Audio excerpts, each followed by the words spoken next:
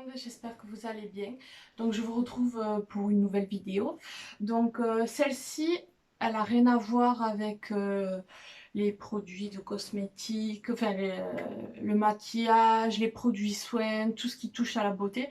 C'est une vidéo vraiment que je tenais à faire parce que je me suis dit si ça peut aider, clairement je me suis dit pourquoi pas. Elle concerne une intervention que j'ai eue en fin juillet, le 26 juillet. Donc, ma sleeve. Donc, qu'est-ce que c'est une sleeve? Je vais utiliser mes termes à moi, clairement, parce que je ne vais pas utiliser les termes médicaux. Mais avant de commencer cette vidéo, je tiens à préciser que je ne fais pas cette vidéo-là pour inciter les gens à se faire opérer ou quoi que ce soit. Pas du tout. Si je fais cette vidéo, c'est juste pour partager ce que j'ai vécu, les démarches que j'ai dû faire. Si cette vidéo peut permettre à certaines personnes qui peut-être se posent la question de ou y pensent pour se faire une sleeve ou quoi, et si je peux répondre à certaines de vos questions dans cette vidéo, clairement je peux être que heureuse si je peux vous aiguiller. Mais après, en aucun cas je vous incite de vous opérer. Je vous dis pas opérez-vous, c'est la seule solution, pas du tout. Moi je partage juste mon vécu, ce que j'ai fait comme démarche. Et ensuite, vous parlez de l'après aussi opération. Donc, euh, donc voilà, vraiment c'est juste une vidéo voilà, d'information et pour partager mon vécu, tout simplement. Donc la sleeve, c'est quand on vous coupe une partie de votre estomac. Donc on fait ça quand on est vraiment quand on a un IMC assez élevé, qu'on est vraiment dans l'obésité sévère, etc. Alors, si je regarde vers le bas, c'est parce que j'ai mon dossier et j'ai pas envie non plus de vous dire des conneries. Et utiliser aussi certains termes médicaux s'il le faut. Donc, j'ai commencé, alors je me suis posé la question en décembre 2018. Je commençais à me poser des questions, à me dire peut-être c'était la seule solution. J'en avais entendu parler. J'ai fait mes recherches sur Internet. Et à partir de là, j'ai dit bon, Internet, vraiment, c'est pas la seule, enfin, c'est pas la bonne solution pour s'informer, on va dire, parce qu'il y a de tout et n'importe quoi. Alors, du coup, j'ai décidé de prendre rendez-vous avec mon médecin généraliste. Je lui en ai parlé, et du coup, il a été d'accord avec moi. Il m'a expliqué son point de vue, ce qu'il en pensait. Et à partir de là, il m'a conseillé certains chirurgiens spécialisés dans ça. Du coup, à partir de là, j'ai choisi un des meilleurs de ma ville et j'ai décidé de le contacter. Donc j'avais rendez-vous un mois après, en janvier 2019. J'ai eu mon rendez-vous avec le chirurgien, donc c'est à partir de là qu'il me dit bon, ben en fait, on va pas vous opérer dans un mois, quoi. Je fais ah bon, ok. Comment ça se passe alors? Et il m'a dit vous avez une démarche à faire pendant 6 mois. Ok, d'accord, moi qui voulais être opérée en 2-2 et vite fait. Alors j'ai vite compris que ça allait être très long. Donc il me dit, vous avez des démarches pendant 6 mois, vous devez aller voir 8 spécialistes et c'est eux qui ils feront un compte rendu de la consultation. Et à partir de là, on va monter un dossier et on se reverra. Ok. Donc du coup, il m'a donné une liste. Donc, je vais vous montrer une liste avec les spécialistes. Donc j'ai dû appeler, prendre rendez-vous, etc. Donc il y a un diététicien, un gastro-entérologue, un cardiologue, un psychiatre, un endocrinologue, un pneumologue, une échographie abdominale à faire et le rendez-vous avec l'anesthésiste. Alors du coup, j'ai pris rendez-vous. Je suis allée à chaque rendez-vous de spécialistes. Le pire, enfin pour moi, celui que j'ai vraiment mal vécu comme rendez-vous, ça a été le cardiologue. Parce que, parce que le cardiologue, je me suis dit, bon, il va tester, il va coller quelques trucs là, il va tester voilà, le cœur, etc. Et en fait, oui, c'était ça, mais il fallait que je me mette quasi à poil. Et ça, je m'y attendais pas du tout. Quand on est bien habillé, tout ça, on se pointe là-bas au rendez-vous, quand on vous dit ah non, non, non, mais allez, enlevez tout, enlevez tout. Moi, c'est un truc qui me stresse, clairement. Et du coup, c'est le seul rendez-vous vraiment que j'ai mal vécu, mais par rapport à ça, parce que je suis pudique, enfin voilà, que j'étais pas très à l'aise, quoi. Donc voilà. Ensuite, les autres rendez-vous, clairement, tout s'est bien passé. Le gastro-entérologue, donc j'ai eu un rendez-vous, une consultation normale, et ensuite je l'ai revu pour une gastroscopie. Donc là, on vous endort genre pour 5-10 minutes, etc. Bah, vraiment, il y a un processus, quoi. C'était long, ça prenait quasi la matinée, mais bon, il fallait le faire, j'étais motivée, je disais, de toute façon, maintenant que je suis lancée, j'y vais, je continue, et je vais jusqu'à la fin, quoi.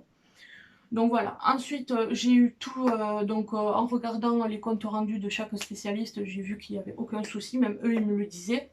Ils disaient je vois pas, il y a aucun souci, je vois pas de points négatifs ou quoi que ce soit pour que vous ne fassiez pas votre opération. Donc une fois tous les comptes rendus rassemblés, j'ai amené le dossier à mon chirurgien. Et à partir de là, il y avait une date pour amener ce dossier-là à un comité. Oui, car c'est pas le chirurgien qui choisit oui ou non si on t'opère ou pas. C'est même pas lui qui décide.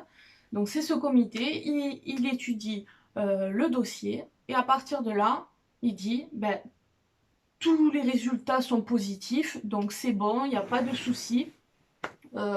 On peut clairement l'opérer, elle est apte mentalement et physiquement à se faire opérer. Alors moi c'est vrai qu'au début je me dis bon je comprends qu'il y ait toutes ces démarches, mais c'est vrai que d'un côté je me dis mais pourquoi il faut être apte mentalement à l'opération. Et maintenant que j'ai subi l'opération et que je vis l'après-opération, je comprends mieux pourquoi il y a toutes ces démarches avant l'opération et le fait de voir 8 spécialistes. Donc à partir de là, j'ai eu quand on m'a dit votre dossier il est passé, vous pouvez vous faire opérer. Alors du coup j'ai repris rendez-vous avec le chirurgien, je l'ai revu, il m'a expliqué un peu comment ça allait se passer, l'arrivée à la clinique, mon séjour, etc. Et à partir de là, il me dit bon ben on a posé une date, etc. Et c'était un mois après le rendez-vous. Donc en plus on vous opère pas genre dans une semaine. Non, il faut attendre encore un mois. Alors du coup ben, j'ai attendu. Arrive le jour où j'arrive à la clinique, donc très bien accueilli, installé, etc. Et donc tout s'est bien passé. Alors je suis rentrée la veille et on m'a opéré le matin à 8 h du matin. Du coup, l'opération s'est très bien passée. Je crois qu'elle a duré entre 45 et 1 heure. 45 minutes et 1 heure. Et du coup, pour être sincère avec vous, ça a été l'opération vraiment où l'anesthésie, elle m'a... Quand ils m'ont amenée à la chambre, mais pendant la journée et même la matinée, la matinée du lendemain, j'étais mais shootée, mais je savais, j'arrivais pas, je pouvais même pas envoyer un SMS, rien du tout. Et c'est là, on m'a opéré 3 fois dans ma vie. Et ça a été la première fois où vraiment l'anesthésie, j'ai senti qu'elle était costaud, costaud, quoi. Après, je me suis fait opérer du genou et de l'œil. J'ai pas le souvenir d'avoir été autant shootée entre guillemets comme ça. J'ai pas été autant dans les vapes. Si, j'étais dans les vapes, mais pas autant de temps en fait. Et je l'ai senti costaud. Mais bon, après, tout s'est bien passé. C'était juste. Après, c'est ce que moi j'ai vécu. D'autres personnes l'auront vécu autrement, clairement. Du coup, ça s'est bien passé. Donc, le choc, c'est voilà, du jour au lendemain de passer à niveau alimentation de tout à rien. On passait à un petit bouillon pendant 2 jours, on rajoutait un peu, genre, on vous rajoute une compote ou un autre yaourt. Le matin, des fois, c'était une biscotte, mais clairement, la biscotte, pas, non, même pas je la voyais. Enfin, je la voyais, je savais que c'était impossible. Que vraiment du liquide. Et vraiment, vers le dernier jour de mon séjour, on m'avait donné du jambon blanc euh, vraiment coupé en tout petits morceaux. Vraiment, on dirait que c'était passé à la machine et vraiment que c'était comme broyé. Euh, Ça, c'est passé. Le jambon blanc, il est passé, mais c'est tout. On passe vraiment de tout à rien. Et c'est là que le mental joue. Parce qu'on se dit, mais comment en fait on va faire et, et- et non, on regarde les quantités, on regarde ce que c'est, on se dit, mais c'est pas possible. Clairement, c'est pas du tout possible. On se dit, c'est impossible, on va pas le faire, on va pas réussir. Mais au final, comme la fin n'y est pas, ça vous aide au début. Parce que c'est sûr, si on crève la dalle, on vous donne un petit bouillon dans un petit bol, vous vous dites non mais c'est une blague. Mais et du coup, là comme il n'y a pas la fin, eh ben, ça passe. Ça passe tout simplement. On se dit bon ben ok on essaye et tout, mais on le finit même pas et on est calé. Donc on se pose pas trop de questions, on se dit, on écoute son corps, son nouveau corps. Euh, on a un estomac vraiment 10 fois plus petit et on se dit on n'a pas fait tout ça pour rien, donc écoutons notre estomac et à partir de là, on repart sur de bonnes bases. Donc je suis rentrée chez moi au bout de 3 jours. Euh, Ça a été dur, là, à partir de là, ça a été vachement dur parce que ben, je ne devais pas porter de poids, mon fils, ça c'était pas du tout possible. Et en plus de ça, la fatigue entrait, plus les jours passaient, la fatigue, ben, elle se faisait de plus en plus forte parce que ben, comme je continuais à quasi rien manger, ben, forcément on manque de vitamines, on manque de beaucoup de choses et physiquement on le ressent. De plus, comme c'était en plein été, on était en fin juillet, pardon, ben, niveau hydratation, ça a été le plus dur pour moi. Je suis quelqu'un qui boit beaucoup d'eau, alors, et là aussi, niveau hydratation, on passe de tout à rien. Et on se fait opérer en hiver, je me dis peut-être ça aurait passé un peu mieux, mais là on était en pleine chaleur à Perpignan, c'était une catastrophe. Euh, le fait de pas boire à ma soif, oh, ça me stressait. Je pouvais boire que des petits gloops de souris quoi, pas des gros gloops, je pouvais pas boire un verre à cul sec, c'était impossible. Alors moi, pour moi, l'hydratation, ça me frustrait. Alors en plus, j'étais comme un peu déshydratée au final. En plus de pas trop manger, de manquer de vitamines, etc. Donc bon, j'ai eu un traitement avec des vitamines dedans et pour un complément, hein. Sinon, c'était pas possible. Mais c'est vrai que c'était dur. C'était vraiment dur. Après, faut tenir, malgré la difficulté, faut tenir, parce qu'on se dit, on n'a pas fait tout ça pour rien. Quasi un an, moins d'un an pour faire les démarches, tout ce qu'on a fait, tout le parcours, moi je me refaisais tout ce que... Je dis non, mais non, c'est pas possible. Oui, c'est dur, mais bon, allez, on y va, on y va, on est motivé. Après, ça va payer, et puis au final, c'est pour une meilleure vie, une meilleure santé, etc. Donc, j'ai rien lâché. Beaucoup de vomissements, pour pas vous mentir, hein, je reste honnête avec vous. Beaucoup de vomissements au début parce qu'on connaît pas les quantités, les nouvelles quantités pour notre nouveau estomac. Du coup, c'est assez dur de, de faire le calcul, quoi. Le premier repas quand je suis rentrée chez moi, ça a été la moitié de 9 durs. Voilà, clairement, j'ai fait la moitié de 9 durs et j'étais calée et encore j'étais calée mais limite pas sortable parce que après il y a les gaz et il y a des remontées. sans vomir, hein, mais c'est des fois, là, on n'était pas sortable du tout. Je dis, je reste chez moi enfermée et on verra. Alors du coup, j'ai continué comme ça, très fatiguée, je pouvais rien faire, même pas le ménage chez moi. Ma mère, elle a dû venir m'aider une matinée. Ça me faisait quelque chose de me dire, je reste là couchée et je vois ma mère en train de faire le ménage chez moi, quoi. C'était, pour moi, c'était vachement dur. Je pouvais pas prendre mon fils pendant, je l'ai pas porté pendant plusieurs, au moins 3 semaines. 3 semaines bien bon. Après, il a 3 ans, il est grand, donc il n'y a pas de souci. Mais c'est vrai que quand des fois il sort de la douche, hop, je le prends et je le mets vite sur le lit, je le sèche, etc. Plein de choses comme ça que j'ai dû modifier, m'adapter en fonction.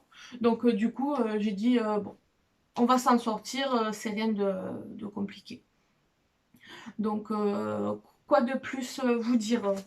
Euh, Après, j'ai été suivie, donc j'ai eu le rendez-vous 3 mois après avec le chirurgien. Donc, toute consultation normale, enfin rien de spécial, hein, donc voilà, j'avais une prise de sang à faire, voilà, je suis vraiment suivie. On me lâche pas comme ça, genre allez hop, débrouille-toi, tu fais comme tu le sens, pas du tout. Je suis vraiment suivie. Je suis allée voir un endocrinologue et le diététicien. Et, euh, et je dois refaire maintenant une prise de sang, voir s'il me manque quelque chose, des vitamines, des trucs comme ça. Et si j'ai un manque de quelque chose, l'endocrinologue me prescrit ce qu'il me faut. Donc là, j'ai fait la prise de sang, j'attends les résultats. Là, il faut une dizaine de jours. Et du coup, elle m'envoie un mail directement avec l'ordonnance pour si besoin. S'il n'y a rien, elle me dit RAS, tout va bien. Donc voilà, niveau suivi, j'ai rien à dire, hein. Par rapport à mon premier rendez-vous chez l'endocrinologue, pardon, chez le diététicien, ben, il m'a redonné rendez-vous 1 mois et demi plus tard. Donc là, j'ai mon prochain rendez-vous. Ce sera d'ici la fin de l'année, fin décembre, par là. J'ai pas marqué le rendez-vous, c'est pas grave. Du coup, je reverrai mon diététicien. Lui, il se base pas sur ma perte de poids, mais plus sur mon taux de graisse et les muscles. Donc, il veut pas, non, oui, c'est bien de perdre du poids, mais il veut pas que non plus mes muscles deviennent tout raplapla. Non, les muscles ben, ont besoin de certaines choses et du coup, par rapport à l'alimentation, il me conseille ce que je dois privilégier ou pas. Du coup, clairement, ça a été la viande, pour pas vous le cacher. La viande, la viande, la viande, la viande. Après, bien sûr, les légumes à côté, les légumes, mais, et les fruits, etc. Mais sinon, enfin, lors de ma première consultation chez lui, chez le diététicien, il m'a vraiment parlé que de viande quasi. Après, c'est sûr, hein, je varie, mais et je fais en fonction de ce qui me passe plus facilement.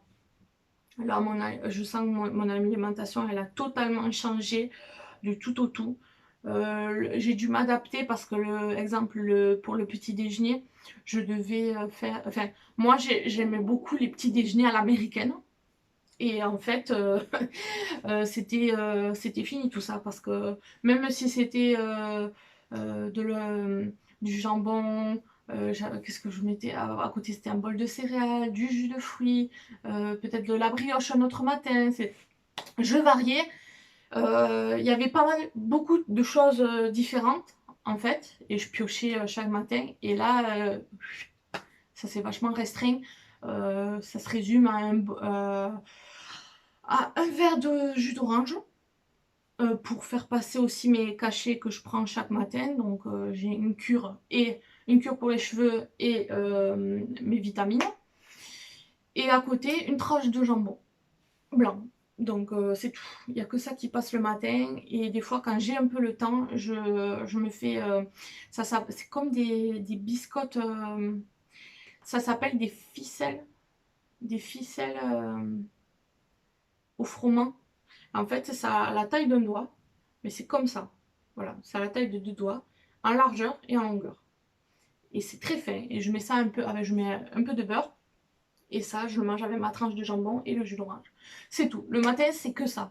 Après, le midi et le soir, j'écoute mon corps. Tout simplement, là, je peux dire que ça parce que c'est pas... Oui, je fais en fonction de ce que j'ai au frigo, s'il y a des restes, etc. Mais en termes de quantité, j'écoute mon corps. Euh, Exemple, exemple, des pâtes avec de la viande, eh ben, maintenant, je vais manger 5 pâtes. Oui, je les compte maintenant, c'est possible. Donc, 5 pâtes. Et, euh, et pour de la viande, en termes de quantité, c'est comme ça. Il faut que, en viande, je mange, en termes de quantité, euh, pour se référer à la taille de la moitié d'un portable. Voilà. Donc je fais en sorte de prendre c'est vraiment pour mes muscles. C'est vraiment pour mes muscles. Ça va leur faire extrêmement du bien. Avec tout ce changement alimentaire, ça a dû chambouler tout mon corps aussi. Donc je fais en fonction de, voilà, de tout ce qu'il me faut nutritionnellement parlant. Voilà. Le soir, ben, ma mère elle fait souvent des soupes épaisses pour ma nièce et du coup elle le fait pour moi aussi. Et le soir, c'est vrai que ça me passe mieux quand il y a moins de morceaux.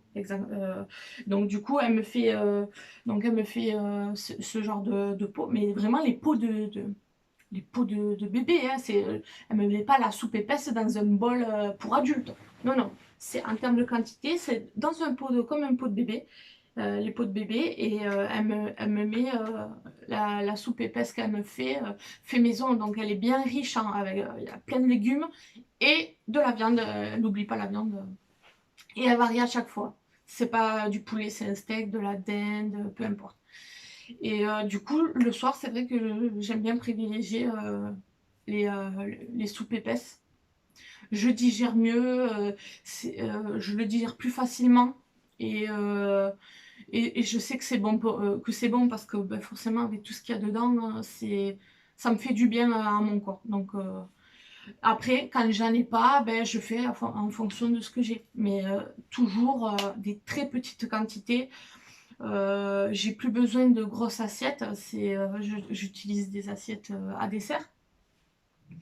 Et, euh, et c'est dur maintenant de manger genre un plat et un dessert à côté, quoi. C'est soit l'un, soit l'autre.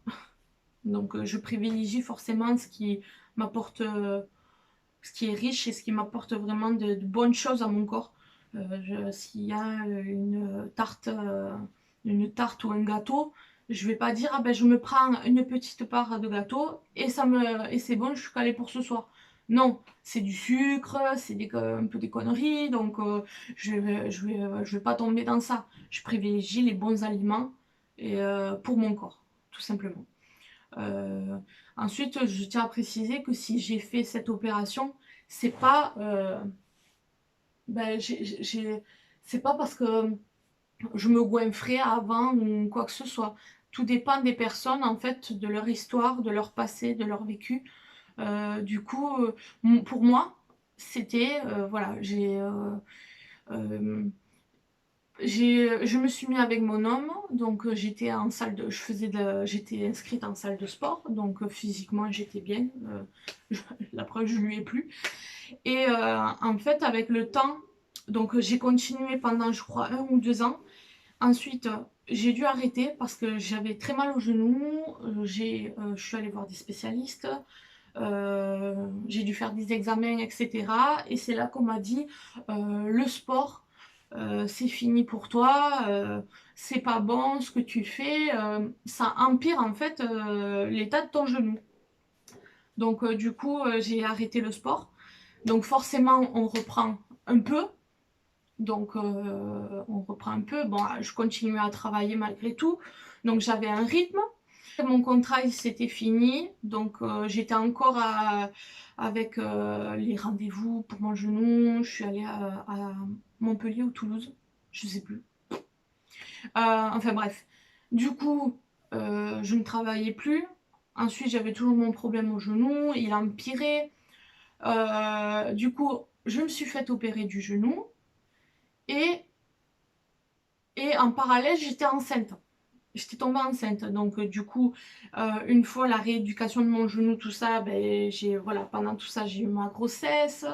Donc, alors, ma grossesse, voilà, c'était beaucoup de fatigue. Euh, Après, tout ce qui est nausées, les symptômes de femme, pas du tout, j'ai rien eu de ça. Ça a été que de la fatigue. Du coup, beaucoup de repos. Et forcément, bon, enceinte, pas de sport, tout s'accumulait. Pendant ma grossesse, j'ai pris 19 kilos.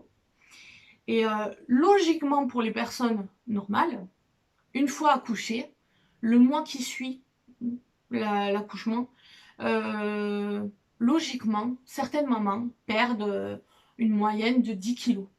C'est une moyenne. Moi, j'ai absolument pas perdu un gramme. Donc, j'ai tout gardé. Pourquoi? Je ne sais pas, j'en sais rien. Pourtant, voilà, côté alimentation, je mangeais normalement. Je suis pas soda, boisson gazeuse, etc. J'aime pas les bonbons. Je ne grignote pas. Je ne goûtais pas. Ensuite, c'est sûr, peut-être que je mangeais pas équilibré tous les jours, mais je me réservais pas un deuxième plat.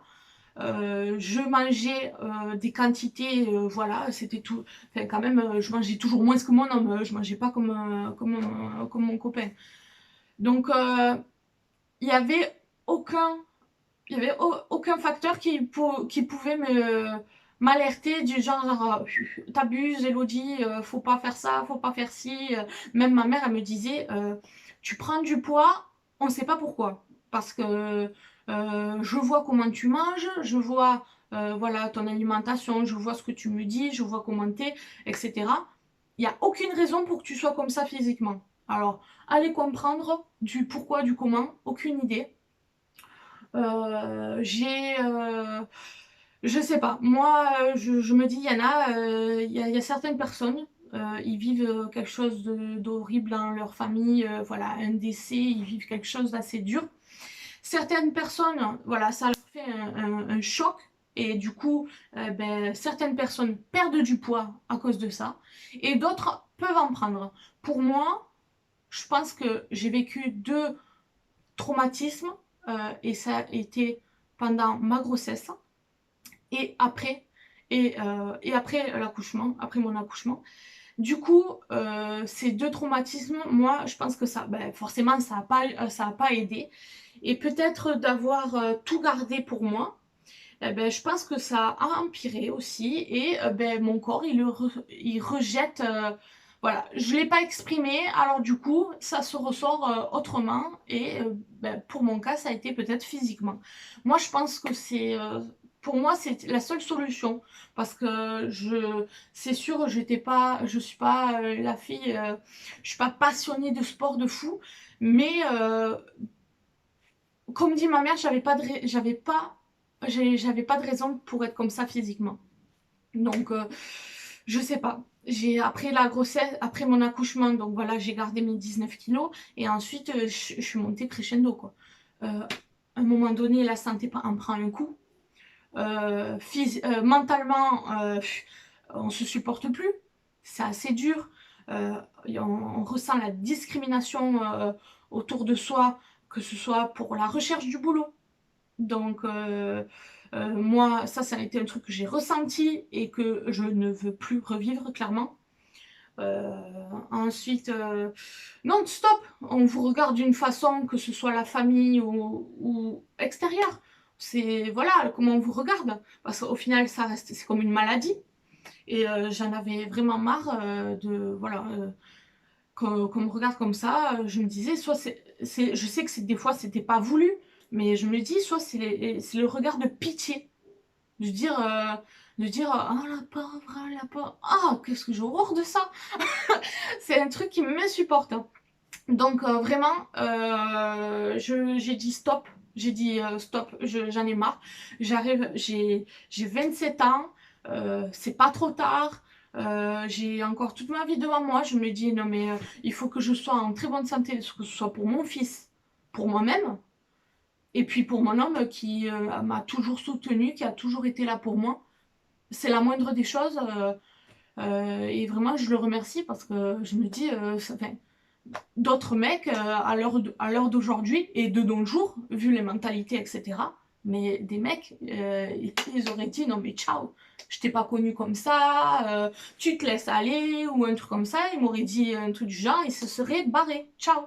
Et, euh, et ça, bon, enfin moi, il aurait eu un comportement comme ça, moi je l'aurais fracassé, clairement. Mais il n'a pas eu. Il m'a toujours soutenue, il m'a toujours dit je t'aime, il m'a toujours dit t'es belle.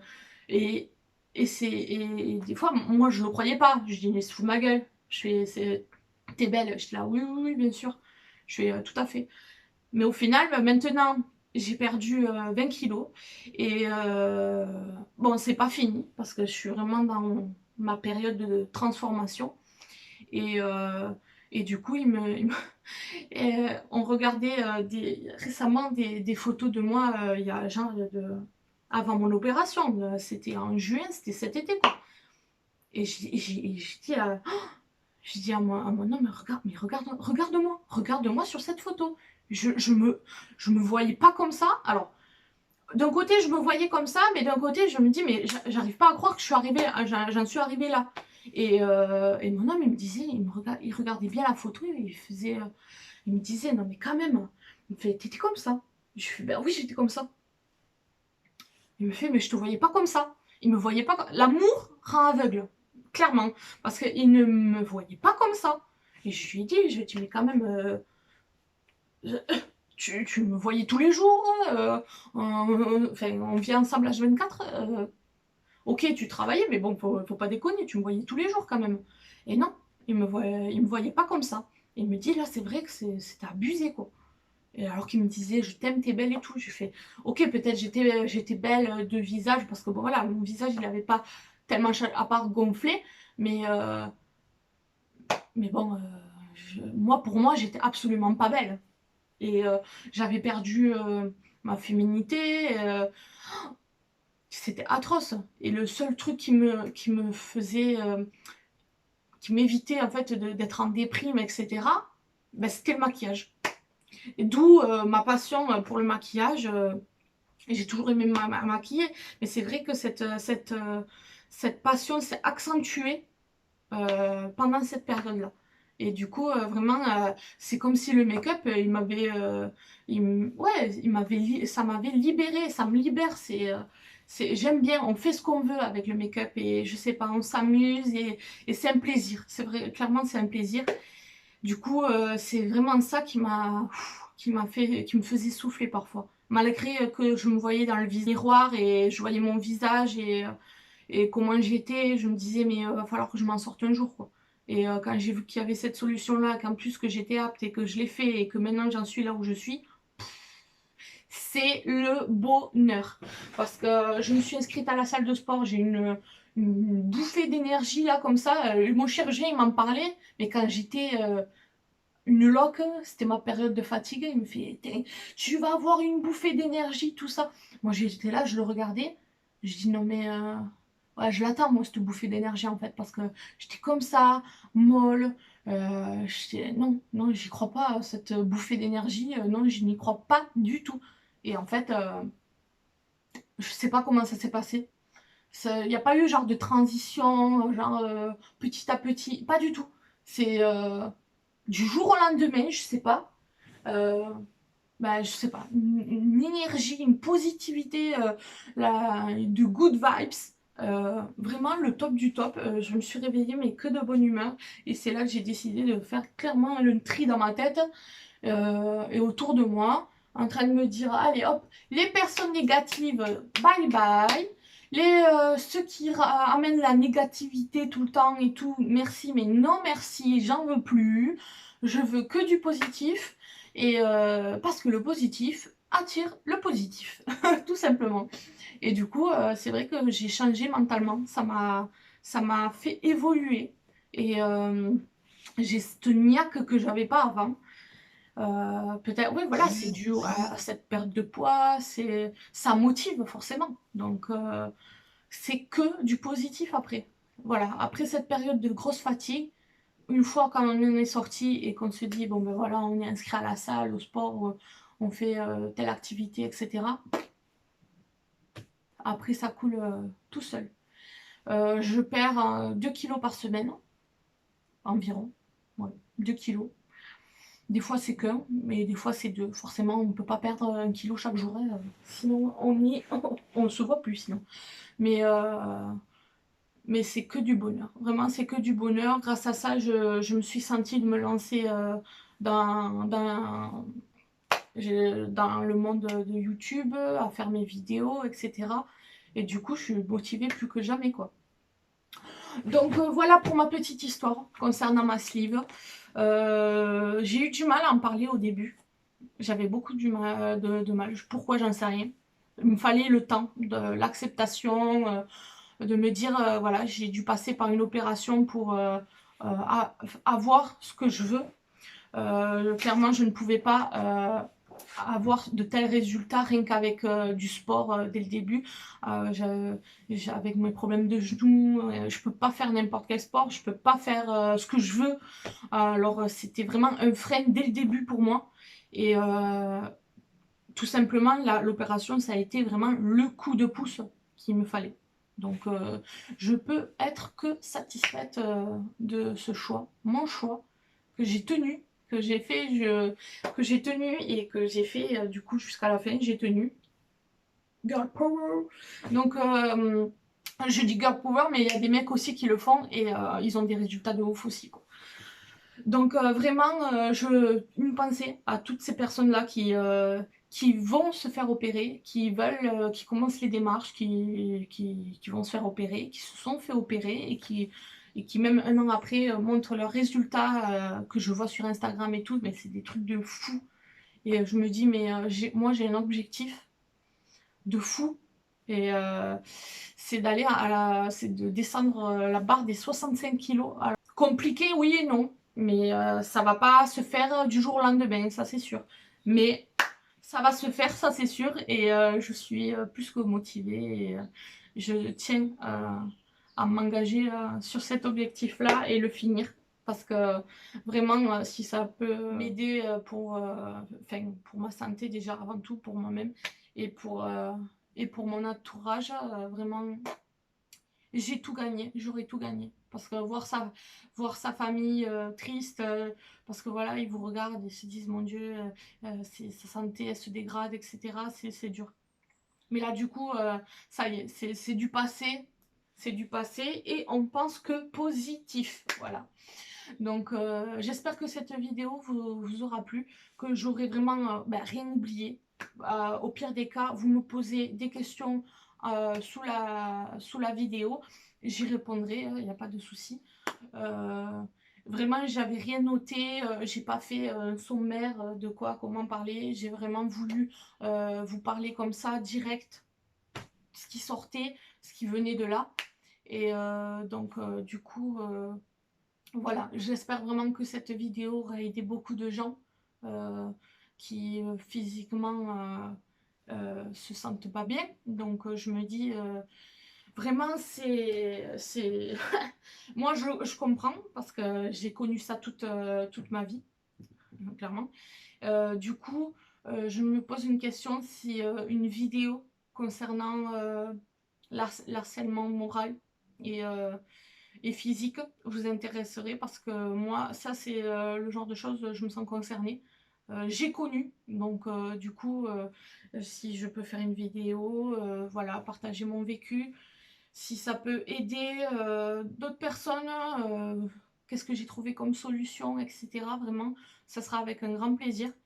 C'est vraiment des problèmes actuels et qui s'intensifie au fur et à mesure du temps. Les années passent et c'est de pire en pire, malheureusement. Donc, je me dis, si on peut en parler, partager, échanger, y a pas, enfin, moi, c'est avec grand plaisir de parler de mon vécu concernant l'harcèlement. Donc voilà, n'hésitez pas à aimer la vidéo, à me commenter si vous avez des questions ou si la vidéo vous a plu, n'hésitez pas. Si vous voulez les notifications, pardon, je sais plus parler. Si vous voulez les notifications de mes vidéos, activez la cloche qui est en bas. Comme ça, vous serez alerté à chaque fois que je poste une vidéo. Sachant que je veux poster, déjà je vais commencer par une vidéo par semaine. Donc on verra bien comme ça. Si je vois que j'en mets, si j'ai le temps, j'en mets une de plus dans la semaine, on verra. Donc voilà, j'espère que cette vidéo vous plaira. Je vous dis à très bientôt. Gros bisous et gardez la pêche. Soyez positifs. À la prochaine. Bye bye.